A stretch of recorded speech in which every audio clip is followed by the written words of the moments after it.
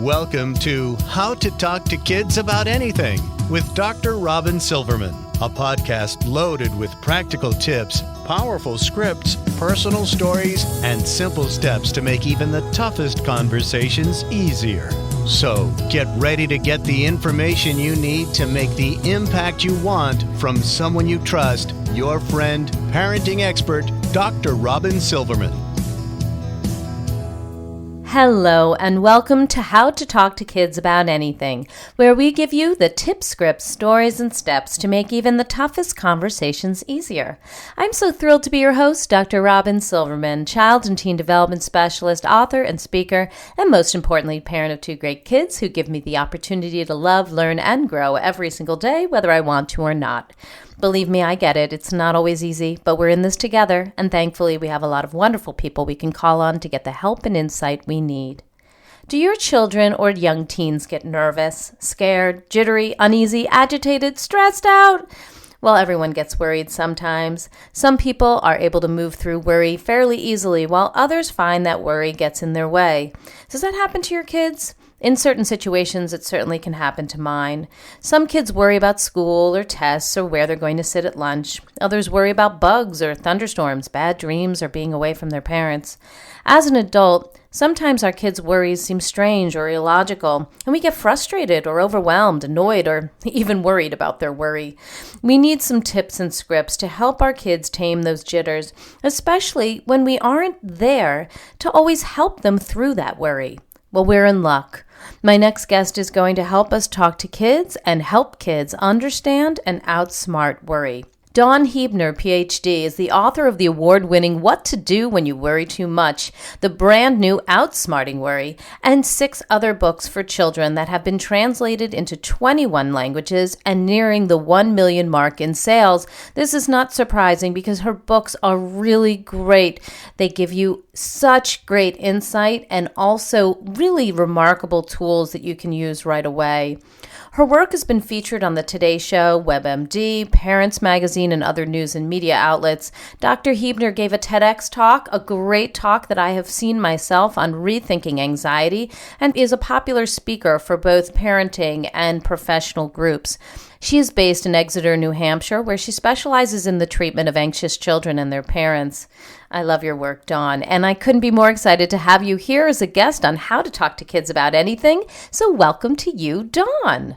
Thank you so much for having me. Well, I'm thrilled to have you because in my house, we've got some worries that go on.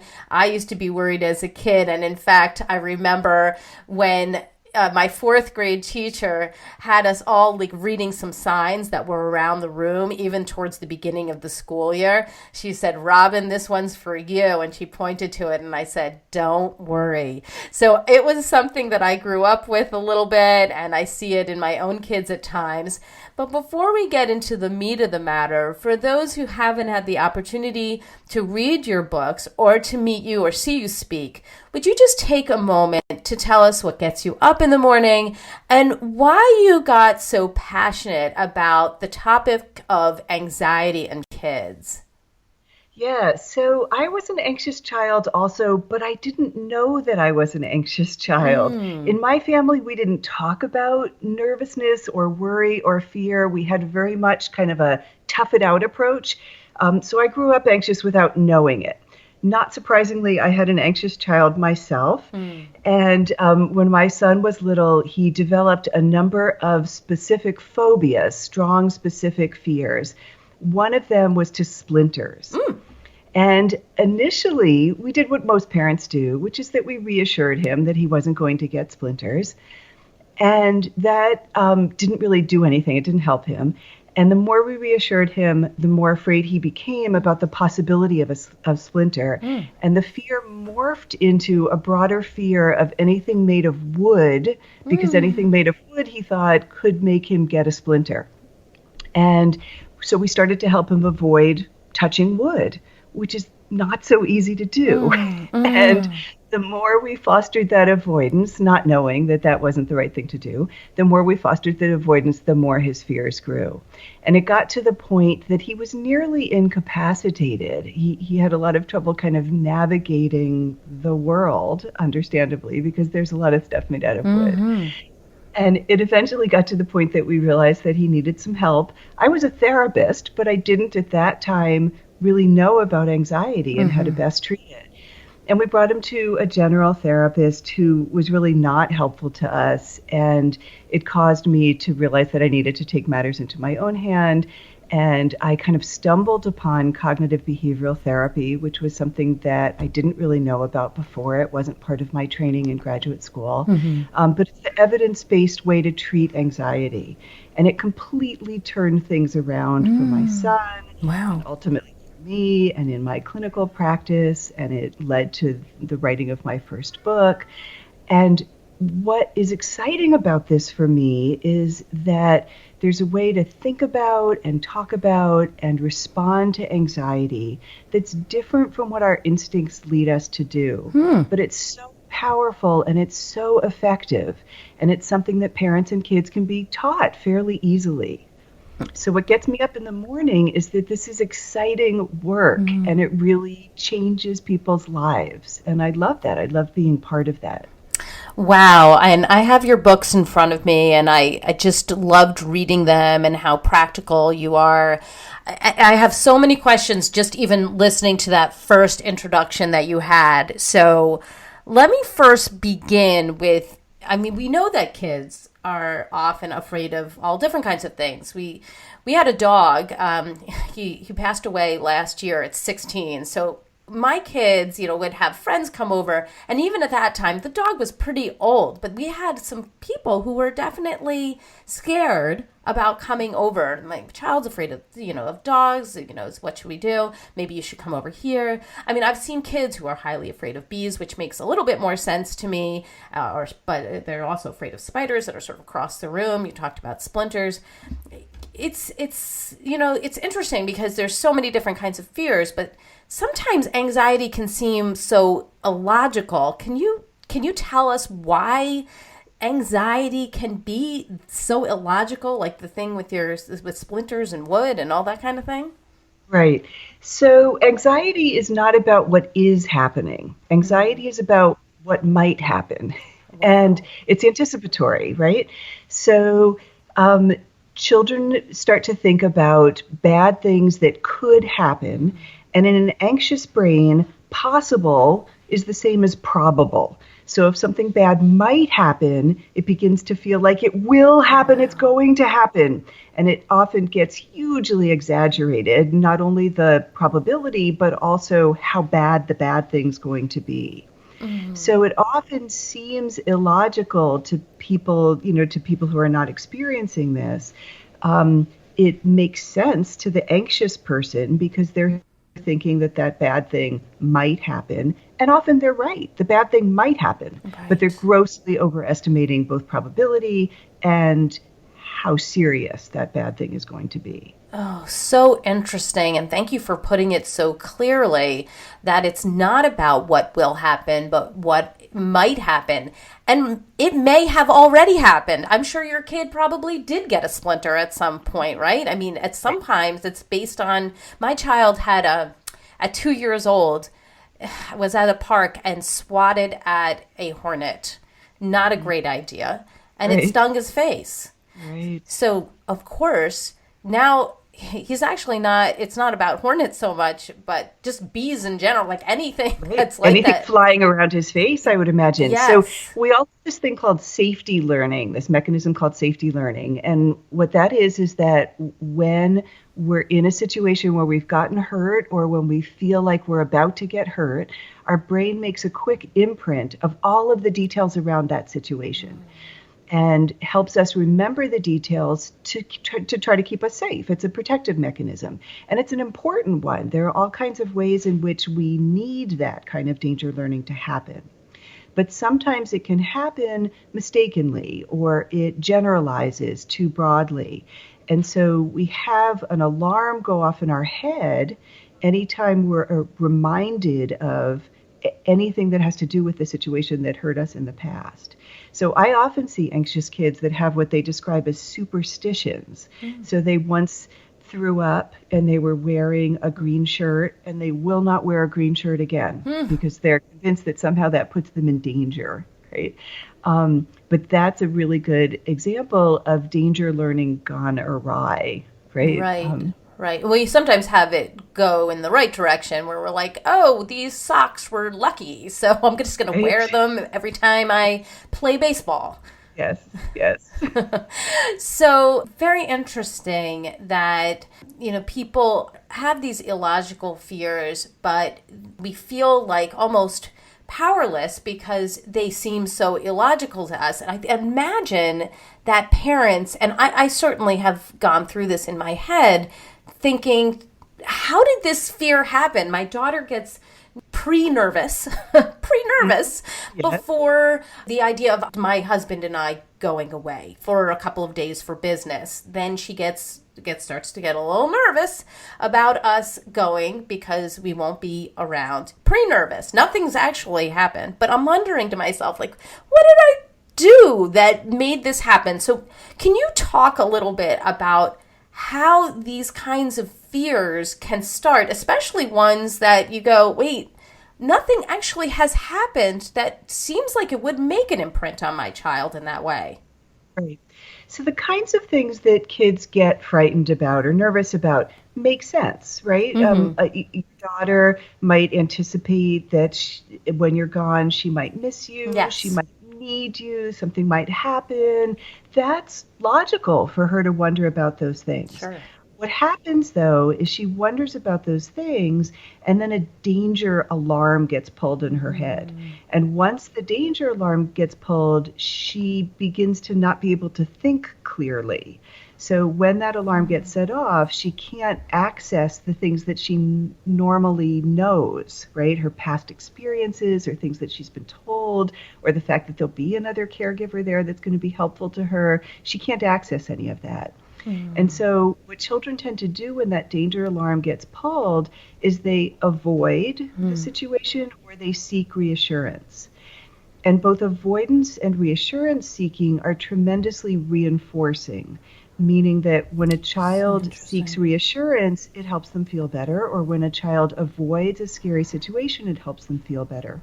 But that's problematic because it locks avoidance and reassurance seeking into place. It makes children feel that when they're feeling nervous, the only way they can cope is if they get reassurance or they avoid what they're afraid of.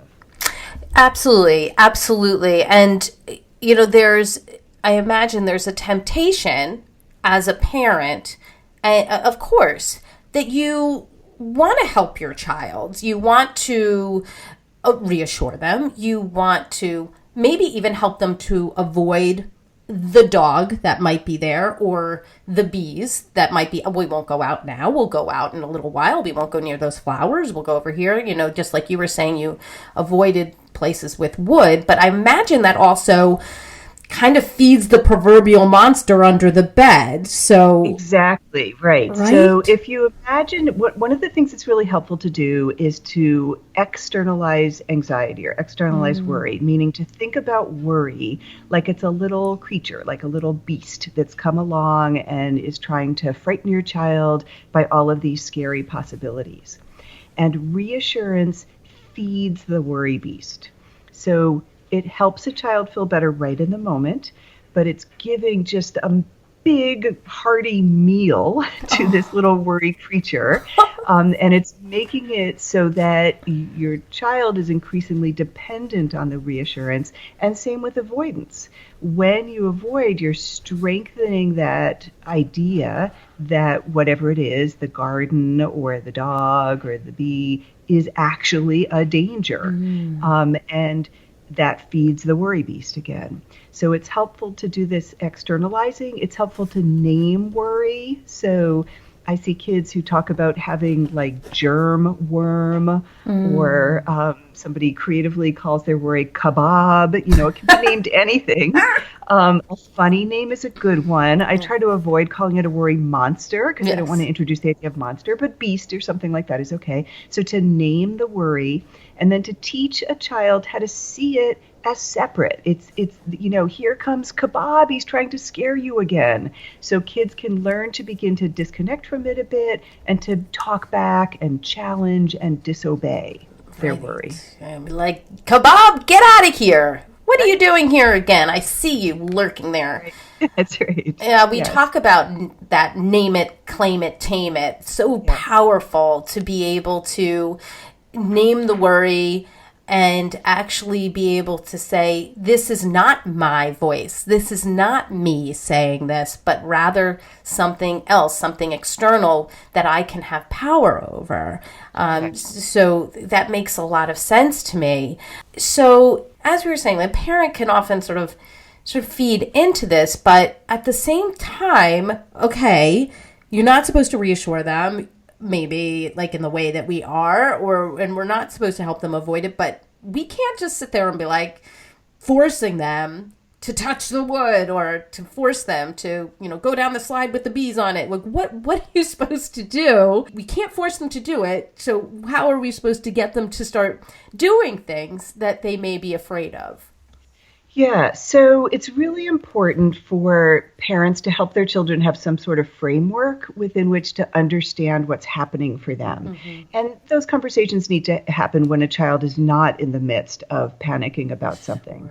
But parents can explain to their children this idea that, there's this kind of little externalized, personified being that we're going to imagine, and it pulls an alarm within your brain, and it tries to make you think that you're in danger when you're actually not in danger. And the more you listen to it, the more you respond to that alarm as if it's true or as if it's giving you valid information, the more you strengthen it, the more likely that alarm's going to get triggered again in the future. So we need to learn to talk back, or we need to learn how to challenge that. And you can customize that explanation for younger kids as young as about 4, and for older kids, for teens. You give them more scientific information and use more accurate terms. But you're kind of eliciting your child's both understanding and agreement to begin to push back against worry. And then while, it's not the case that you want to force your child to do something, but you do want to work out ways for them to practice moving towards rather than away from the things that are scary for them. So, with my child being afraid of wood, we did a process where he initially was just around wood, even though he wasn't touching it. He was watching us touch wood and, kind of tolerating seeing that. He was then moving to literally like putting a quick finger on the wood and then moving it away, and then increasing the amount of time that he had to be touching. And this kind of practice isn't kind of just incidental. You don't wait until you're in the anxiety-provoking situation to try to get a child to learn how to tolerate it. You have to purposely practice. And there's like kids desensitize or kids habituate eventually through this intentional practice. And just like I talked a few minutes ago about danger learning, there's something called safety learning. And that is when children, through repeated experience, learn that actually the thing that they were afraid of is safe. And it's important for parents to facilitate that kind of learning in their children. I see. So it really is a process. But I'm wondering, then, let's say you realized your son is been avoiding and you've been reassuring, and you realize in that at some point, I've created a problem now, or I've fed this monster and now we need to do something about it. What would you say to your child who, has been going along with the avoidance and the reassurance for all this time, to get them to even be on your team to start trying to conquer this beast? Right. So again, I begin with externalizing and personifying worry. Most kids who are not in the moment of anxiety are able to recognize that worry is really causing a lot of trouble for them. It's making it hard for them to do things, and it's making them feel bad. It's making them feel scared more often than their peers are. So, try to have some basic understanding and some motivation to do something about that.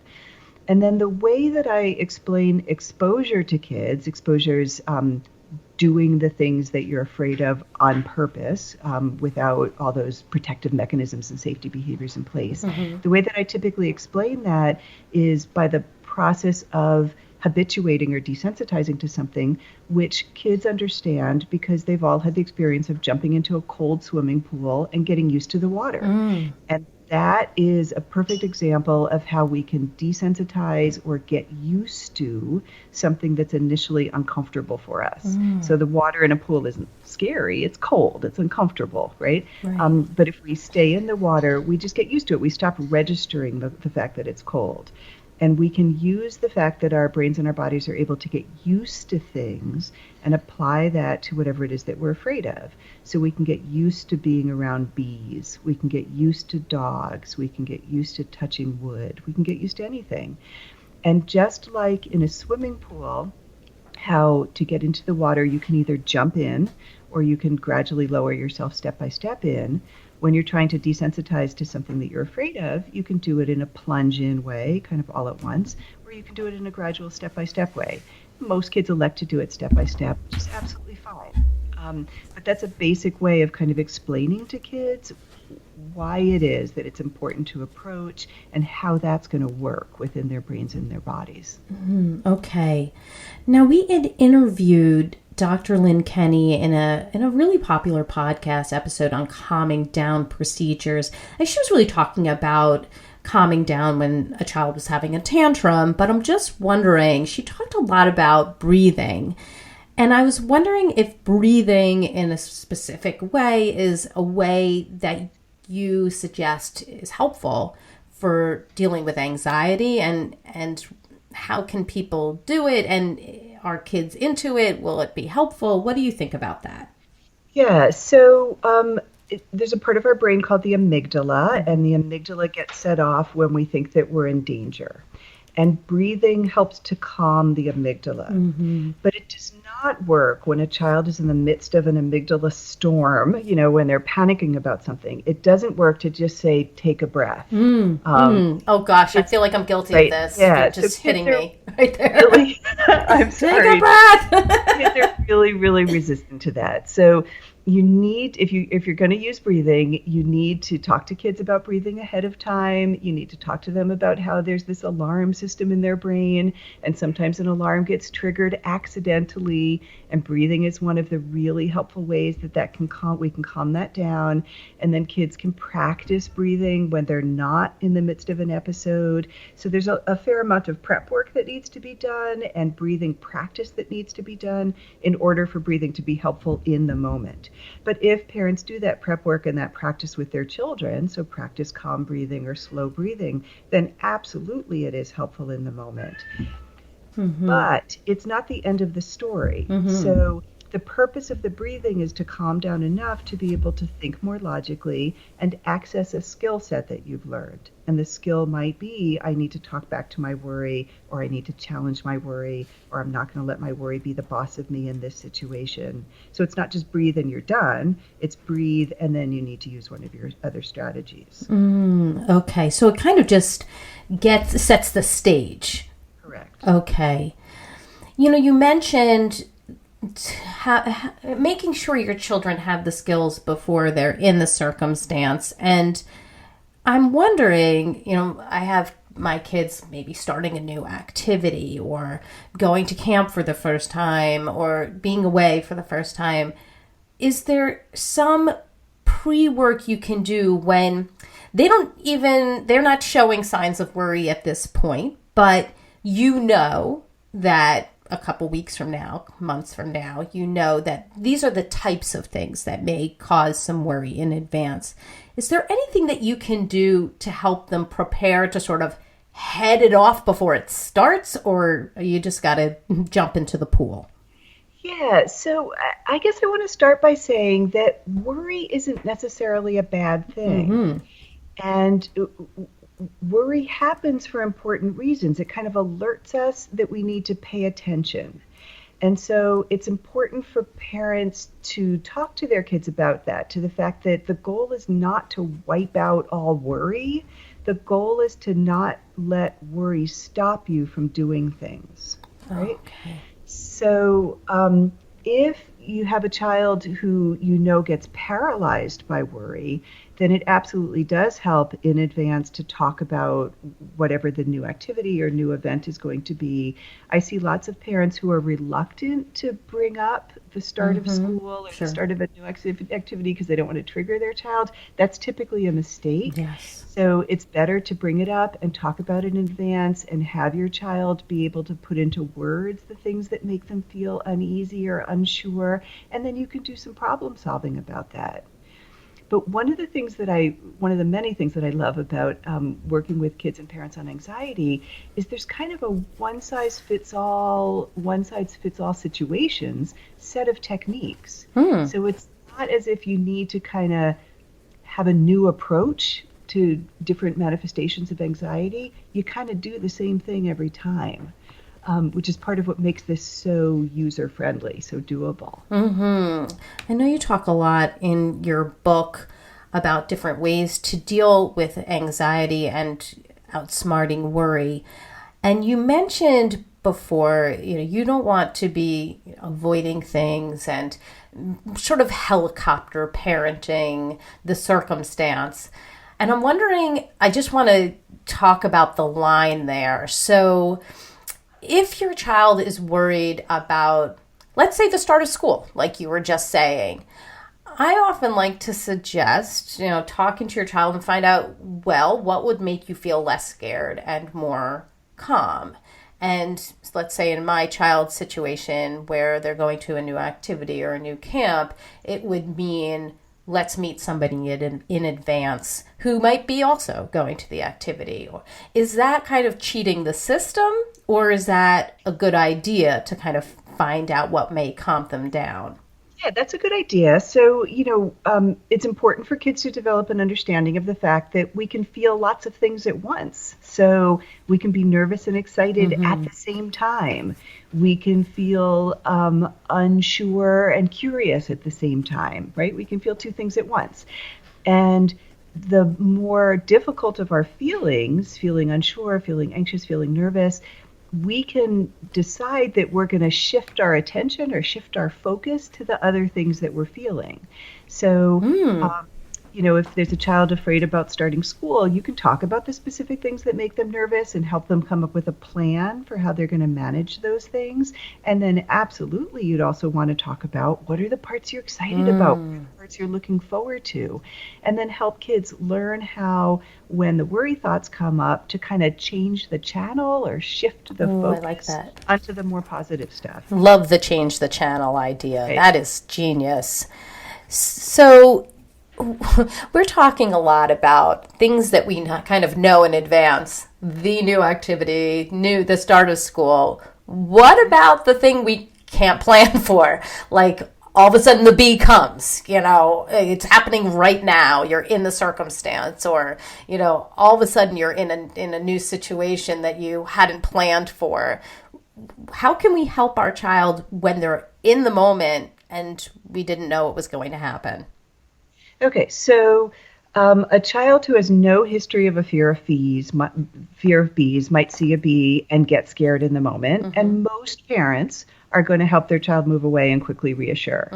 But if your child has a history of being afraid of bees, then the fear when it comes up shouldn't take anyone by surprise, right? And part of what's important is to begin to anticipate and almost expect that worry is going to show up and to be ready for it. So to have in mind, here are the steps, here's what we're going to do, right? And the set of steps that I think is most helpful is first to recognize, here's worry, right? So, hi, worry, to kind of greet it. Here it is, right? And then to talk back to it. So in some way to help kids say, you're not the boss of me, or you're just trying to scare me, or I know you want me to think bees are scary, but I don't fall for that anymore. So to kind of recognize it, talk back to it. And then the third step is to find a way to challenge it. So that means to specifically not give in or capitulate to what worry is wanting you to do, but to find a way to push back and to challenge it some. And if parents and kids are clear that those are the three steps, then when worry shows up, it's easier to just click into the steps. I like that a lot. I'm wondering, though, if I remember sitting down and talking to a bunch of kids about courage. And when I was talking about, facing your fears head on, and sometimes fear is false evidence appearing real, the acronym. What do you do when the bee actually stings the child? When the thing actually happens and they go, see, it did happen. So now what do you do? Are you back 100 paces, or what do we do then? Yeah, no, so that raises a really good point, and it's actually one of the main problems with reassurance, because it often is the case that the things that kids are afraid of could happen, right? They could get a teacher who yells. Something could come up while you're away. They could end up throwing up. They could get stung by a bee. The bad thing could happen. And when you're relying on reassurance, telling a child that's not going to happen, that's not going to happen, that's not going to happen, kids know that you don't have a way of guaranteeing that. So it's important for kids to learn how to tolerate uncertainty, for kids to learn how to tolerate the possibility that a bad thing might happen. It might be a tiny possibility, but it could actually happen. Many, many kids who are terrified of something like a bee sting or of throwing up, fear of vomiting is a really common fear. Many kids who are afraid actually say that when the bad thing happens, they see that it wasn't as bad as they thought it was going to be, which is really interesting. So, when the thing that a child fears actually does happen, if you haven't tried to provide a guarantee in the past, then your child really doesn't have any grounds to say, see, it did happen, because you've known and talked all along about the fact that it might happen. And what you can focus on then is the way your child coped with it, right? So a bee sting, yes, it absolutely hurts a ton when it initially happens. And within a few minutes, it feels a lot better. So you sort of focus on the coping, you focus on the fact that your child survived it. It's not whether or not the bad thing happened. It's that life goes on, even though bad things sometimes happen. Wow, yes, that is so important. There are going to be times when we're going to mess this up because, it is that instinct, isn't it, to tell your child it's going to be okay. The way kids hear that is that nothing bad's going to happen. And we need to be careful that what we're really saying is, I have faith in you that you're going to be able to handle things. And especially for young kids, there are always helpers around. There are people that are going to help you. I wanted to take a step back and just talk for a moment about courage. Yes. So it is really important to talk to kids about courage and bravery. But I find that many anxious kids don't really understand what brave means. They say that being brave means to be not afraid. Oh, right. And that's not what it means, right? It means to be afraid and to do something anyway, to be afraid and to step towards anyway. And it's really important that we help kids understand that. Is so important, right? We're rising above some of those fears and making sure that we don't shy away from the new activity, from playing in the park, from touching wood or something that may have germs on it, because then it really does get in the way of fun and learning and all kinds of other good stuff. I like your script so much about, instead of saying, you're going to be fine, it's all okay, to be able to say, I have faith in you, that you're going to be able to cope with whatever happens. That's a really nice way of still feeling like you're on your child's team and you're not dismissing the fear, but rather telling them that they have what it takes to cope with whatever happens. Correct. And you talked a few minutes ago about helicopter parenting, right? Yes. So helicopter parents hover over their children and try to make sure that nothing bad happens and that their child doesn't have to struggle in any way. Right. And that is not helpful for kids because it implies that struggle is bad and that you can't cope with being frustrated, having to wait for something, being embarrassed, that those things are so terrible that I'm going to protect you from all of them. And really what we want children to learn is that they're strong and they're resourceful and they're resilient and that they can have uncomfortable feelings and manage those feelings, and they can find themselves in tricky situations and they can problem solve. So we want kids to feel strong rather than to be suggesting in any way that we think that they can't cope. This is so important, this information. And, part of it is a retraining for us. This is not just, helping our child deal with the fear, but really helping the parent deal with the fear as well, because we actually can sometimes get worried about their worries, right? And that feeds the fire. Yeah, so anxious kids trigger their parents. I felt that big time with my son. When he was nervous, I got panicky because I didn't want him to have to be scared, or I didn't want him to be uncomfortable. And so I would start scrambling around trying to make that fear go away, right? And we would both just escalate. I actually did that with anger too. I hated when my son was angry, and I did everything I could to try to have him not feel that way. Yes. Yeah. Yes, I totally get what you're saying, and I know that impulse. So in that moment, as a parent, if we start to feel ourselves get nervous, start feeling like we're about to scramble around, make things better, what should we be doing in our own minds to calm ourselves down and to make sure that we're parenting effectively for our child who is anxious in that moment or looks like it's about to get there? Yeah, so I think one of the single most important things parents can do is pause. So rather than being immediately reactive, I think it's important for parents to take a moment and calm themselves internally. And that might be through breathing, and it might be by talking to themselves in a calming way, but to just pause to get on top of their own feelings. And then to think about, in the case of anxiety, that worry is kind of like a cult leader. Worry really tries to get people to obey to its rules.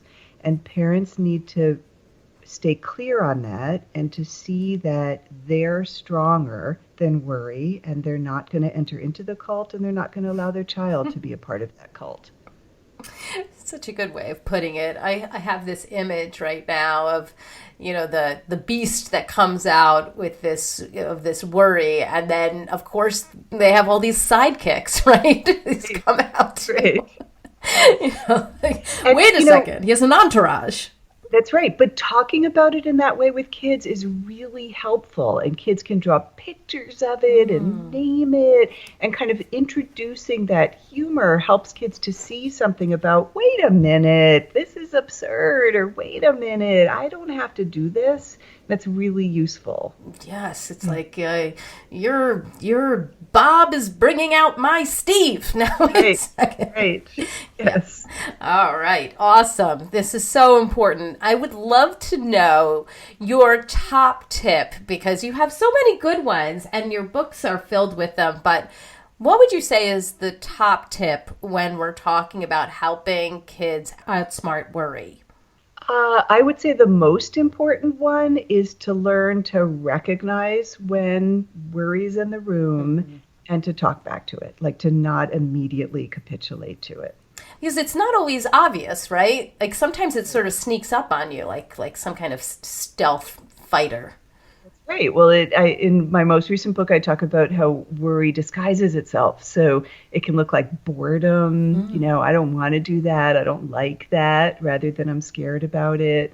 But yeah, so it is kind of stealthy, but it has a pattern. And, parents and kids who are paying attention can clearly recognize it over time. Right. So that kid who seems like maybe they're being disagreeable or, trying to opt out of an activity, it's not necessarily behavioral. It may be this fear.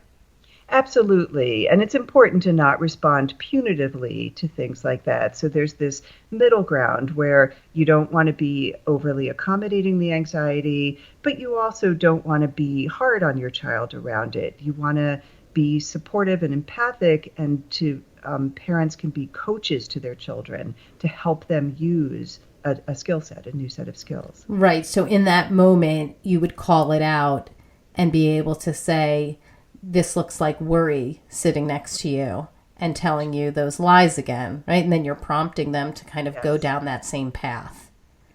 Yes. Okay. So tell me what the resource of the week is. Where can we go to get more information about you, your books? What would you like us to do after hearing this outstanding podcast today? So parents can feel free to visit my website, which is dawnhuebnerphd.com. And there's a link to my TED Talk. There's a description of my books and my clinical practice. So that's a good way to find out more about me and my work. Excellent, excellent. And I'm sure there's links to the books right there so that they know exactly what they're looking for. Right. Okay, and we'll have all of the books, and we will have links to Dawn's website, all on the show notes as well. So if you aren't sure where to go or how to spell a name or anything like that, we'll have it all there, right there, waiting for you. Anybody who's interested in these books, I'll tell you, it definitely is helpful, not just for the kid who is habitually anxious, but I think for any child who sometimes gets nervous here or there, to have some of these skills in your back pocket. So I just want to say thank you so very much for coming on the show. I loved what you said. I mean, I love the skills that you provided, but I also love what you said about the scripting. You know, we have faith in you that you're able to cope with this. What a delightful way of being able to help your child without going down the path of reassurance that kind of backfires in our face. I really love the way you're speaking about worry and the way that you frame it so that we really can become experts in helping our child conquer that worry. Oh, thank you. Well, it was a pleasure, and I'm looking forward to hopefully having you back on the show. We can do some kind of different avenue, because I know that you'll have more to teach us, more books that are coming, and you were a delightful guest. So thank you very, very much. Thank you for having me. Well, I've got my takeaways, and sweet friends, I know you have yours. Let's discuss them. Come up on Facebook, go to the Dr. Robyn Silverman page, or let's chat about it at drrobynsilverman.com. or twitter.com/Dr. Robyn. And I'm on Instagram now, and I'm posting all over Instagram about these great podcasts with memes that you can share. I love getting this information out there, and as you can imagine, Dawn had some incredible quotes that I will be putting on memes so that you can share them and let everybody else know about this podcast as well. And if you love this podcast episode like I did, I hope you'll go up to iTunes and rate and review it so others can learn about these outstanding solutions that Dr. Huebner has provided. I truly appreciate it. And I think we have wrapped it up. That's all the time we have for today. I hope you will continue to tune into How to Talk to Kids About Anything. For more information on books, articles, speaking engagements, or curriculum, please visit drrobynsilverman.com. I look forward to weathering the storms and enjoying the sunny side of life together. And please remember, even when it seems like nothing's going right, you're stuck in the middle of that worry, it feels like a cycle, it feels like you're never going to get out. We all have those days, and we have faith in you. You've got this. You're here, you're getting the information you need, and on the days when you fall short, and we know you all have them, never forget that there's always tomorrow. Parenting is the ultimate do-over. I get it. And as there are moments when we doubt our know-how, our choices, and our sweet, sweet sanity, please know you are 10 times the parent you think you are. You really are. Until next time, this is Dr. Robyn Silverman with How to Talk to Kids About Anything. Please tune in again and keep connecting through conversation. See you next week. You've been listening to How to Talk to Kids About Anything with Dr. Robyn Silverman. For more information on books, articles, speaking engagements, or curriculum, please visit drrobynsilverman.com.